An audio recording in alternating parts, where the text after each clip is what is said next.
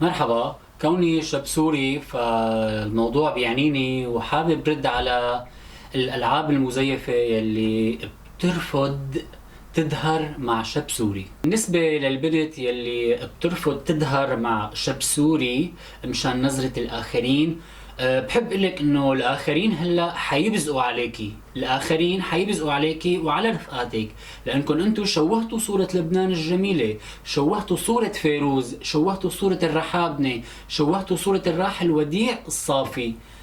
انا بنصحك تروحي تعدي بالبيت عند الماما والبابا، او بتروحي على مسرح احسن لك. Comment pour que je puisse sentir que pas mon style, c'est une autre culture. اما بالنسبه للبنت يلي قالت نحن ما عندنا نقاط مشتركه مع بعض، فبحب اقول لك انه فعلا معك حق، نحن ما عندنا نقاط مشتركه مع بعض، نحن ما لنا مزيفين ونحن مرباين صح. هذا هو الفرق بيننا وبينك وبين رفقاتك، ونحن ما بنشارك حضرتك بالتفاهه والعنصريه اللي عم تحكي فيها. ابدا ما بنشبه بعض، ما بنشبه بعض بنوب، لا بعنصريتك ولا بتربايتك الغلط. ولاحظي انت ورفقاتك المزيفين يلي عم بيسرقوا حضارة غيرهم، نحن واللبنانيين يلي مثلنا المرباين صح، حضارتنا اقدم منك ومن اللغة اللي عم تحكي فيها. حضارتنا ولغتنا اقدم بكتير، حضارتنا الدينية والثقافية اقدم منك، برجع بعد لك اياها، اقدم منك ومن اللغه اللي عم تحكي فيها. وحضاره اللغه اللي عم تحكي فيها حضرتك اللي انت سارقتيها لهلا بتسرق من حضارتنا.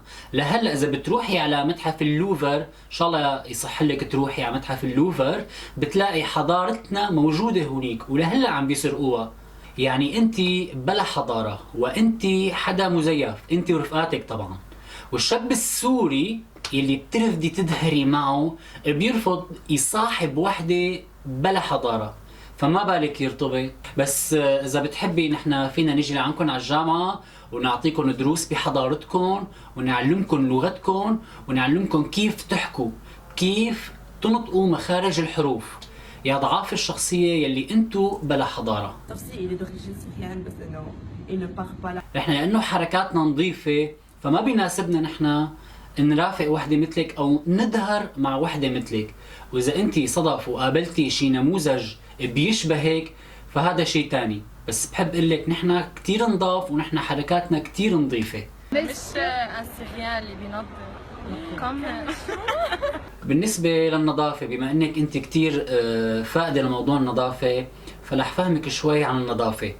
نحن مثل ما قلتي انت، نحن فعلا نحن ناس نضاف، نحن انظف منك، ونحن انظف من عنصريتك، ونحن انظف من اخلاقك، ونحن انظف من بيتكم، ونحن انظف من نفسيتك الزباله يلي ملحوشه بالطرقات. بتعرفي شو مشكله لبنان؟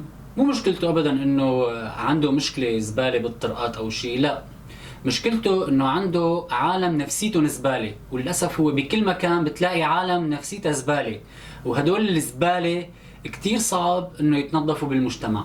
فالله يكون بعونه على امثالك وامثال رفقاتك. اخر شيء بدي اقول لكم اياه، انه انتم بجامعتكم حرام يدرسوكم فن، لانه انتم اعار على الفن. انتم لازم ما تقربوا على الفن بنوب، اوعكم تقربوا على الفن، روحوا لاقول لكم شيء مزبله عنصريه وحطوا حالكم فيها، لانه انتم برجع بلكم عار على الفن وعار على لبنان وعار على الرموز اللبنانيه. بدي اقول لكل حدا ما عم بيأثر فينا، مشكلتنا قد ما طولت الا ما تنتهي.